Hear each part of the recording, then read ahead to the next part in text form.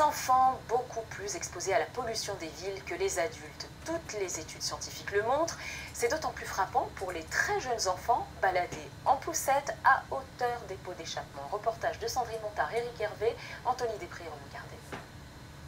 L'expérience est plutôt inquiétante. Sur cette poussette, un capteur à la place de bébé pour mesurer la qualité de l'air qu'il respire.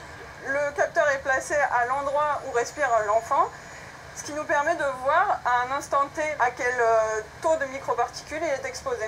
Et le résultat est sans appel. Les enfants respirent beaucoup trop de microparticules.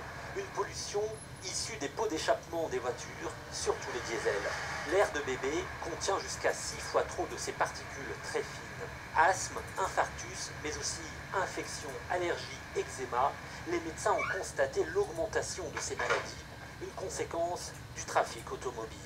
Un bébé, c'est pas un nain, c'est pas un adulte tout petit, c'est quelqu'un qui est en plein développement de ses capacités respiratoires, donc il est beaucoup plus sensible à cette pollution-là. C'est la première chose et la chose la plus importante. Deuxièmement, ces microparticules, elles ont tendance à stagner et un peu à la hauteur de bébé. Dans leur poussette, les enfants sont trop bas, aux premières loges. La pollution diminuerait, selon l'étude, leur espérance de vie à terme de plusieurs mois. Et malgré ce constat, changer les habitudes n'est pas si évident. Je pense que les petits vont s'habituer. On ne peut pas les faire vivre dans une bulle non plus à l'abri de tout, quoi. Supprimer les voitures de la ville, c'est pas une solution. On en a besoin. Pour que bébé se balade dans un air sain, les spécialistes conseillent aux parents les horaires décalés, loin des heures de pointe, et les poussettes en hauteur, loin du sol. Il vaut mieux aussi fréquenter les parcs et les rues piétonnes, loin des grands axes routiers.